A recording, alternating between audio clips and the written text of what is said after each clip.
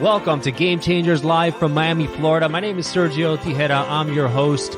And each and every week, we bring you someone who has been a game changer in their field and who's touched the lives of thousands to get their perspective on their journey, their mindset, their struggles and successes so that we can inspire you on your journey. So let's get started right now.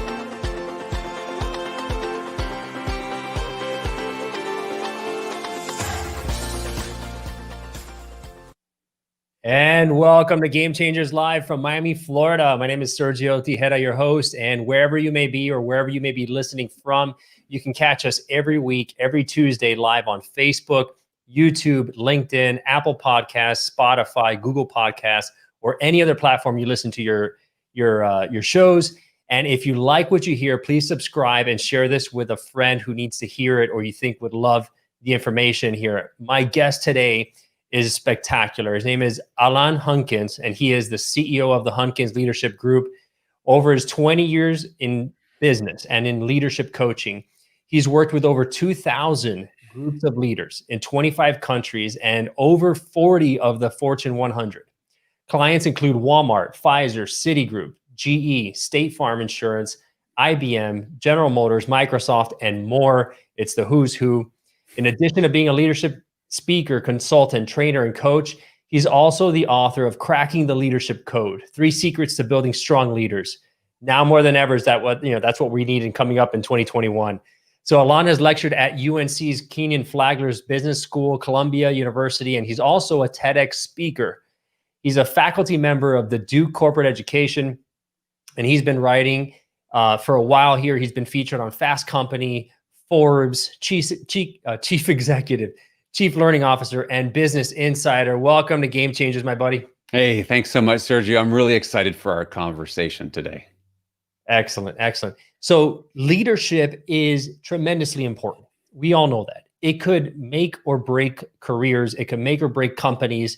It makes or breaks morale. We've all worked for leaders who have been tremendously demotivating, deconstructive, and we know what that feels like. We carry that into our day. We carry that into our personal lives. We've also, on the flip side, worked for leaders who have been tremendously inspiring and really care about me, right, as the person. Yeah. Tell me about what your view is on leadership and how important this is coming up and what's giving companies the edge.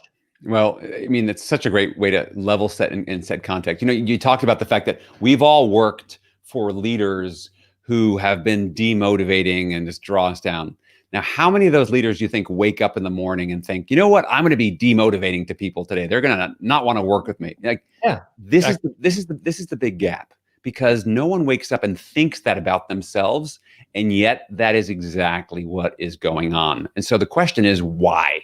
Why is it tends to be a bad leader? Everybody wants to be a good leader, but the way they come across is often very much misinterpreted, right? Totally. It's not just that they're misinterpreted, it's because perception is reality. I mean, it's not about what, as a leader, you got to realize this is rule number 1.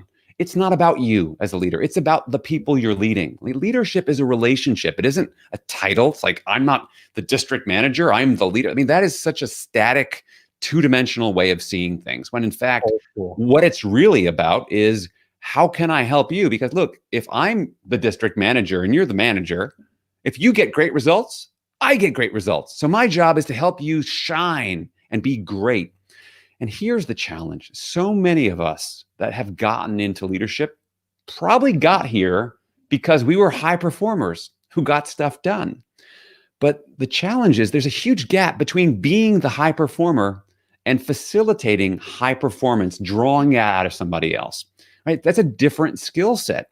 And a lot of leaders just have never really learned that, and they've never seen it really modeled. They might have read it in a book, or they've heard this term servant leadership. And if you ask them, I care about my people, but how does it show up in your actions? And this is the challenge that leaders have, is that what are you doing day in and day out to practice just the same way an athlete gets up every morning and does their drills and skills and does whatever they do, just the way a concert pianist gets up and does their scales? What are you doing every single day to strengthen your leadership muscles? Because I believe there are some specific practical skills that people need to be practicing And most people are just coasting on fumes. They're like, I got the job, I'm done. It's like, you're just getting warmed up, my friend. You need to get practicing. So for people who have never been leaders before and they're in their first leadership position, a lot of doubt typically comes into their mind because they were a colleague with somebody before and all of a sudden they step up and now they have to act differently or they feel like they need to lead differently, right? Yeah. What advice do you have for first-time leaders or first, just getting into that role now? How do they, what are the 3 things that they need to focus on? Yeah. Okay. Great question. So here's the first thing you're probably thinking is like, oh, I'm in this new role. I need to know everything. No, you don't. Okay. So the first thing is take off the superhero cape and just put it away. Like, stop thinking that you have to be this know-it-all, be-it-all, do-it-all. No, the fact, like we said, leadership's this relationship. So the first thing you want to do is you want to learn how to be a better questioner. That is asking really good, I call them juicy, open-ended questions because they're really ripe and you can sink your teeth into them. And then listen to what people say because people will tell you what they need. So for example, if you have just come on board as the leader of a new team, so as you connect with them, and first of all, I would ask them questions about them as people. So find out that they're people first before they are task doers, right? Before they are your manager or your operations director. It turns out it's Sergio. So, hey, Sergio, where are you from? Tell me, build some actual relationship the way you would with a friend, right? Because they're people. So I'd start there. And then from there, so Sergio, I'm new in this role as your leader. From your perspective, what could I be doing to support you so that you can excel in your job? And you know what, Sergio, you've been in this job for a while. You probably have some ideas. And not only do you have ideas, you're probably thrilled because I'm the first leader who's ever asked you those questions because most of us don't, right? It's like, what could I do? Wow, you want my feedback? And then listen to what they say and then act on what they say because that's feedback. That's learning. That's what you can do. So it all starts with that, right? It starts with asking those questions and then following up with that stuff. I think people go the extra mile and they want to go the extra mile when they feel like they're invested in, that they feel like their work is of value in the organization, right? And to their leader. People want to feel valued. At the end of the day, people want to make contributions, right? So what are the best ways to create that sense of value and of contribution within your team? Yeah, people, exactly. Because you think okay, here's my to-do list. I have to value Sergio. I have to value Mark. I have to value Jennifer. It's not something you check off the list, right? You can't just do that. Click. I did that today. They feel valued. No, they don't. So you may know this quote. It's a fabulous quote from Maya Angelou, right? Maya Angelou once wrote, people may not remember what you said. They might not remember what exactly you did, but they'll remember how you made them feel. So if you want people to feel valued, how are you going to make them feel and remember how they feel when they are valued? So the number one thing is empathy. Empathy is the fast track to connection. And empathy, my working definition on this is showing people that you understand them and you care how they feel. And why this is harder than it looks is because taking time to show people you understand them and care how they feel, you can't check it off that to-do list. Sometimes you got to slow down and go wait, I got to park my busy, get it done, overachieving agenda and go, hey, Sergio, what's up? And actually spend some time, some focused time listening to what is important to you and then acknowledging it and going, wow, I hear that. So what can I do to support that? And just sometimes it isn't about fixing anything. It's just hearing. Like you said, one of the keys to people feeling valued is to be seen and recognized, right? No one wants to feel like all the work they're doing just happens and no one notices it. It's I mean, many of us have had this experience of, gosh, you know what? If I just didn't do anything for a week or two, would anyone even notice? I mean, that is one of the worst feelings in the world to have, right? It's does anyone even care? Does anybody know I exist? Right? Versus a leader who's like, hey, Sergio, I see you. That, the stuff that you did, the way I was listening to that customer interaction you just had, just the way you took time to address their needs, that was such customer experience in action. Thank you. It's you're going to walk away from this conversation going, wow, I got seen, I got heard, I've been seen, right? And that is where it starts from. Because look, we will all do more and go the extra mile for people that we care about. So why wouldn't you want to be the type of leader that people would want to do that for? But that's a different skill set than most of us have, right? It is less about doing and being the contributor, and it's much more around being the facilitator and the coach, right? So seeing what's going on, because there's a great definition of the word coach, right? So we think of where's the word coach comes from, and it's not from the handbag, right? So if you think back to the days when we had horses and carriages, right? So so you had the 6 horses all teamed up together, and you had this carriage, and people would ride. And so the person that was driving the carriage, I said, what are they called? They're the driver. They're not the coach. They're the driver. But on top, there'd be someone who'd be sitting on top of the roof of the carriage who would be looking out. They call them the coachman. Like today, we'd call them the coach person, but then it was the coachman. It was guys.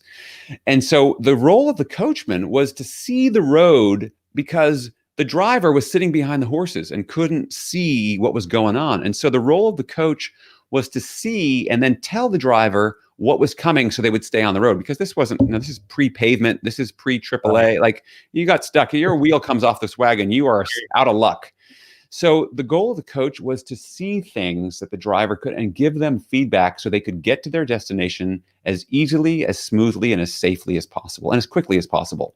And I love that definition, because isn't that what we should be doing as leaders, is helping people to get to whatever success destination looks like as smoothly, as carefully, as safely, as quickly, as efficiently, and as fun as possible. And so that takes, that coach was working. Right? They're not doing the work, but they are working in a different way. So it is a different skill set. And so the subtitle of my book is the 3 skill sets. The subtitle is the 3 secrets to building strong leaders, which are 3 skill sets of what I think are great leaders. And this is what I think it really boils down to. This daily practice, it's all around connection, communication, and collaboration. So that's where it starts. It's really getting those fundamentals and practicing them daily.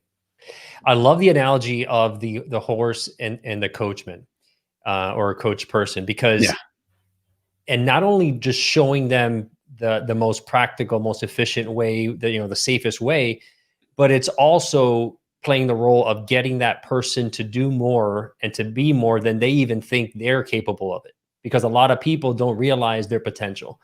And as a coach, if you're able to lift those people up, right, to a level that you see something in them that they don't even see in themselves, that could be tremendously empowering. Super important. I mean, part of the role of the leader as coach is, how do you see that big picture, and how do you help people to connect the dots? Because look, when we are ourselves, we are in it. Like, we're in it. We see the forest, we see the trees. We are stuck in the weeds. We cannot really make sense of all of what's going on. Or, as I like to kind of joke with people about this, and I'm sure this is your friends, you ever notice it's so much easier to solve your friends' relationship problems than your own? Right? Of course it is, because you have some distance. And so what a great leader coach can do is they have this distance so they can see the bigger picture and help you to rise up and start to co-create solutions with you, and have you drive those solutions for yourself, so that you can get to this new level and go, I did this myself. This is pretty awesome. Yeah, you had, and this is what support feels like. Because I think when the best leaders are working, and it's funny, I've asked this question to many groups. I say, describe the best teams you were ever on. And very rarely do they talk about the leader, because when leadership is that good, it's almost invisible, right? Because we take it for granted, because we think, as Lao Tzu said years ago, thousands of years ago now, he said, like, with the best leaders, the people said, we did it ourselves, right? And isn't that what we want people to feel, is that level of empowerment? Because when you have that level of, I can do this myself, nothing's going to get in my way. And especially what they remember is not necessarily the results, but the relationships and the camaraderie and the sense of community, right, and culture that they have within that team. That's so powerful. Yeah, completely. I mean, that's what it's about. It's like, they remember how you felt. Like, what was the experience of this? Like, God, I would go back to that team in a heartbeat. I loved that team. I loved that leader. I loved doing that, because I got to be, not just got to be me, but I got to express and manifest my potential, which is, I think, what we all want to do, right? We want to find, how do we put our gifts out in the world in a way that they're recognized and seen? Like, obviously, it'd be nice if we can get paid for them too, right? And certainly in the business world, in terms of that context. But what we want to do is we want to be seen and recognized. So the more that leaders can see that our roles are to facilitate that process in others, the more on the right track we're going to be. What do you do to start creating more loyalty and commitment as people are changing jobs, they're moving on, they're doing different things now? How do you keep your best people inside? Yeah. So here's the thing. I think you don't do it by like, I'm going to hold on to you. It's not through that, right? It's counterintuitive because it's about giving them, empowering them, trusting them. So first of all, everything that we just talked about completely applies. So I think it starts with, do you create relationships based on empathy and trust where people love working with you and they actually feel good? So that's the first thing. And I think, frankly, some people, and then that's the first thing. And then from there, how can you continue to look for opportunities to grow and stretch their boundaries of what they're doing? Because the number one reason people say they look for a new job these days is their inability to learn and grow. So what are you doing to expand their circle of influence and their impact to be able to do that? Maybe to the point where actually what you're doing becomes a little bit irrelevant. Maybe they're taking over more of your stuff. So I think that's key to being able to do that. The other thing to do is to have some very overt, explicit conversations with people about what are their goals, right? Because and then how can you help them to realize their goals, and what are their goals in the next 3 months, 6 months, a year? Can we support that? Because it may turn out that at a certain point, their goals no longer align with what you and your organization are doing. And if that's the case, well, actually, maybe the best thing you can do is, like, fly, my little bird, go, leave. Like, it's time to go and do your next thing. And maybe that's the best thing that can happen for them and for you. Maybe part of what they're doing over these next 6 months is they are mentoring their successor who's going to take over, right? So it's having this infinite mindset that the world's a big enough place, that the pie is big enough that you're not I got to shut this down. I got to keep this person here, because that's not a really effective strategy for leading long-term. So we're on with Alain Hunkins here on Game Changers Live. He's the author of Cracking the Leadership Code. We're talking about everything leadership right now, and especially now going forward to 2021. Everyone's going to set their new goals, their New Year's resolutions, and their big goals for 2021. I know I had big goals for 2020, and just like everybody else, they got sideswiped. But in a normal year, assuming we're going to have a normal 2021, somewhat normal, what are some tips that you can give? Fingers crossed. What are some tips that you can give people to be more effective, more successful in reaching their goals that they set out? Okay. Well, this, I think, applies whether or not 2021 turns out to be a great normal year or not. And I think actually it showed up more so in 2020, which is no one achieves whatever that goal is alone, right? As John Donne said hundreds of years ago, no man is an island, no woman is an island. So I think a key thing to consider is, what are you doing to consistently nurture your network? Like, so how are you continuing to,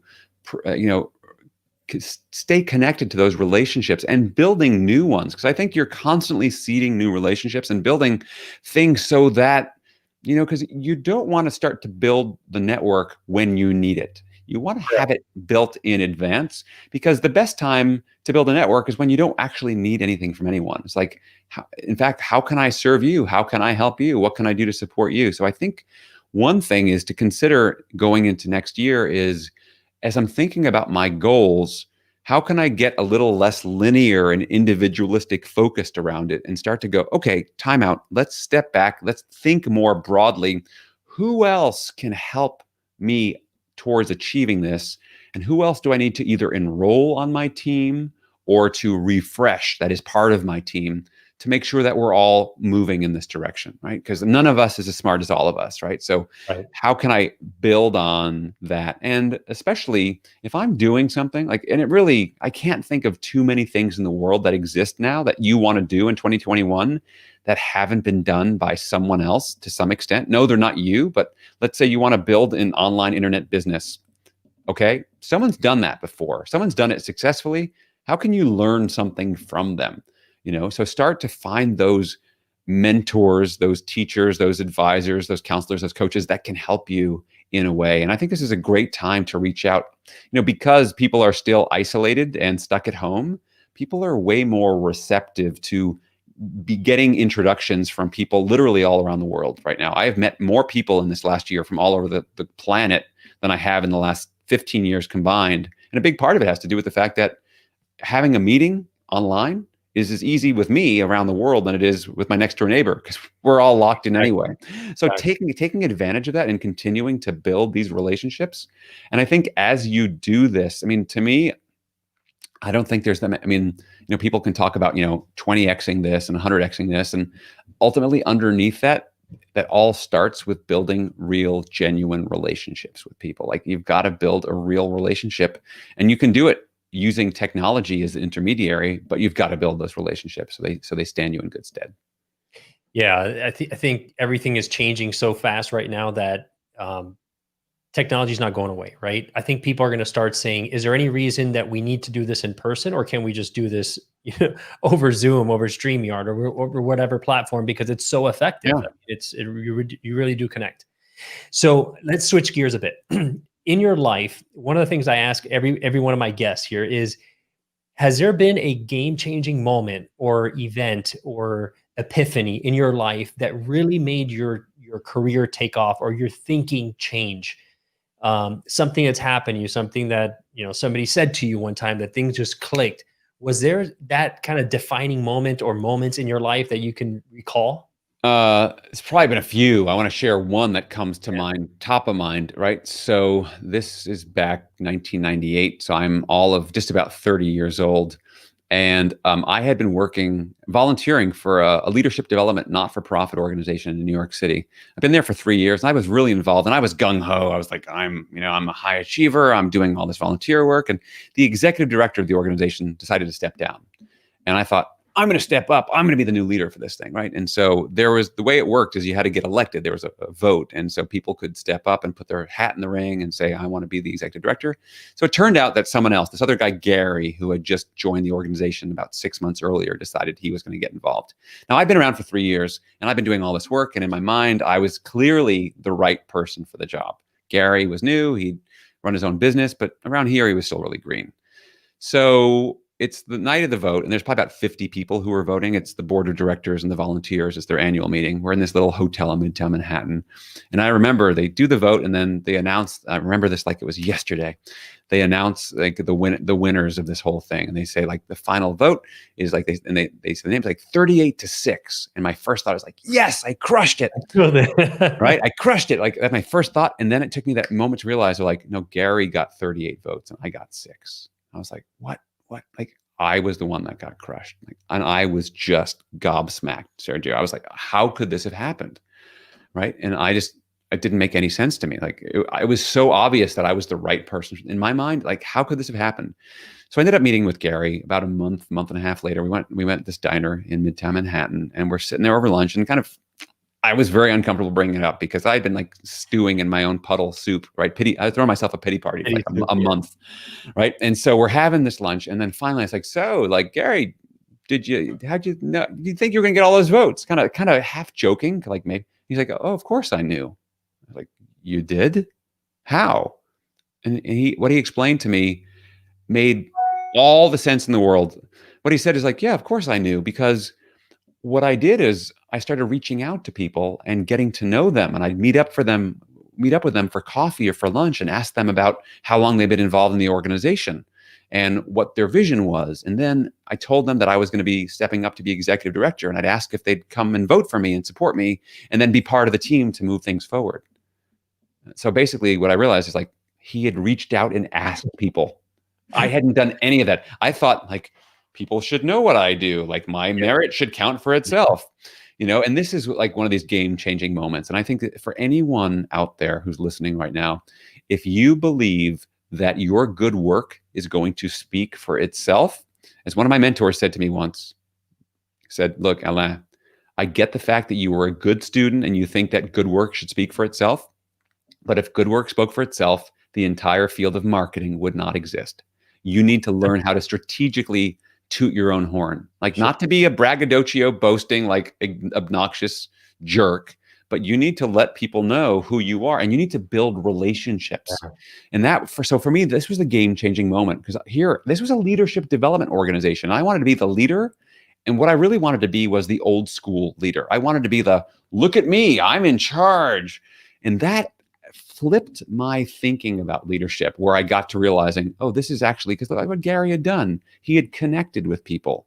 He had communicated with them by listening to them first, and then he collaborated with them. So he actually modeled those 3 secrets of effective leadership without me even knowing what the heck those were at the time. So that was super game-changing moment for me in terms of how I think about the entire discipline of leadership and how it impacts me in my life. That's a great story. And, letting people know what is it that you want in life, right? What is it that you're going after? Because at time, they're not going to read your mind. Totally. You think, hey, well, number one, I'm going for the executive director position. I wanted you to know that. Now they know it. They didn't read your mind before. And here's why, I think I would be good. And can I have your vote? Or, can I have your support? So you're doing 3 things there, right? And you're asking them for their support and that you want them as part of the team. That's really important in terms of communicating clearly what my intention is, how they're going to receive value, and what the path forward is. Completely. Yeah, it seems so obvious, right? But like, if you want something, you need to ask for it. You can't assume people are going to read your mind. And a lot of us, I was certainly socialized and raised to not be that kind of person. And the fact is, if you look at the people who end up, we'll call it getting ahead at a certain level, certainly on the explicit versions of success, they're the people who are willing to knock on the door, to make the ask, to have people say, no, not for me. And they're like, all right, that's one more person that's a no from. And that's something that I've had to learn. Sometimes I feel like it's the hard way, but now I'm at a point where in my life, it's like, I will email anybody about anything or like talk to anybody about anything. Like, you want to know what I do? Sure, let's talk. Like, because this is it. And if you're a good fit, great. And if you're not a good fit, there's 7 billion people on this planet. I don't have to be everybody's cup of tea. And that's okay. Exactly. Alain, hey, great having you on, my friend. He is the author of The Leadership Code. Make sure to find that. You can go to alainhunkins.com. Can you also find the book on Amazon? You can find the book on Amazon. Yeah, a couple places you can go to Alain Hunkins, spelled like my name, exactly, alainhunkins.com. Or when you go there, you can find the book. You can actually download the first chapter of the book right there from my page. And you can get it at all major publishers, Barnes & Noble, Amazon, IndieBound. They're all there. It's all over the place. So yeah, certainly stay in touch. And I do some other cool stuff, but check it out on my website. I'm doing some leadership challenge experiences that are micro learnings that people are taking part in. We're doing another one January 11th starts. It goes for 30 days. So check them out. And if you have any questions, also feel free to email me at alain@alainhunkins.com. I love to talk shop about leadership, and I always respond to any emails that have been sent to me. Perfect, my brother. Thank you so much for being on. We'll talk to you soon. Thank you. It's been my pleasure. If you loved what you heard in today's episode of Game Changers, please subscribe and rate us. The lessons and the stories in these podcasts are immensely valuable, so I invite you to share them with a friend who needs to hear it. You may end up being the game changer in their lives.